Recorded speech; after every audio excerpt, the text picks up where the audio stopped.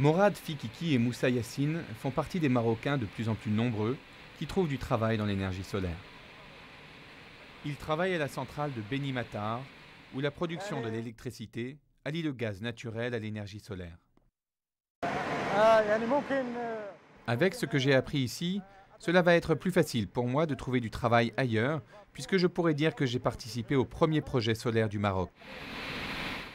Selon un nouveau rapport de la Banque mondiale, l'essor de l'énergie solaire à concentration, ou ESC, au Moyen-Orient et en Afrique du Nord, pourrait permettre de créer les emplois dont la région a véritablement besoin.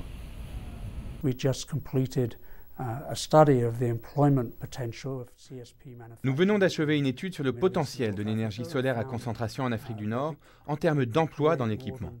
Ce sont 80 000 emplois qui pourraient être créés dans la région, ce qui a évidemment d'énormes implications pour les pays qui en manquent cruellement.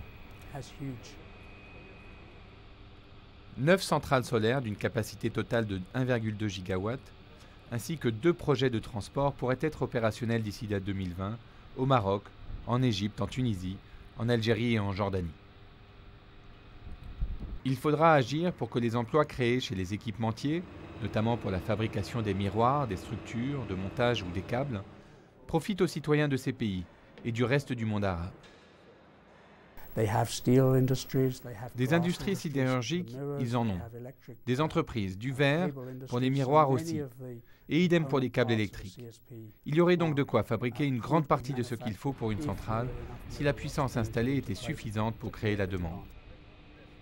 L'étude conclut que l'essor rapide du marché de l'énergie solaire à concentration, au Moyen-Orient et en Afrique du Nord, s'y traduirait par une augmentation des possibilités d'emploi et de la richesse. Et le secteur mondial des énergies renouvelables profiterait quant à lui d'une concurrence accrue et d'une baisse des coûts de fabrication des équipements.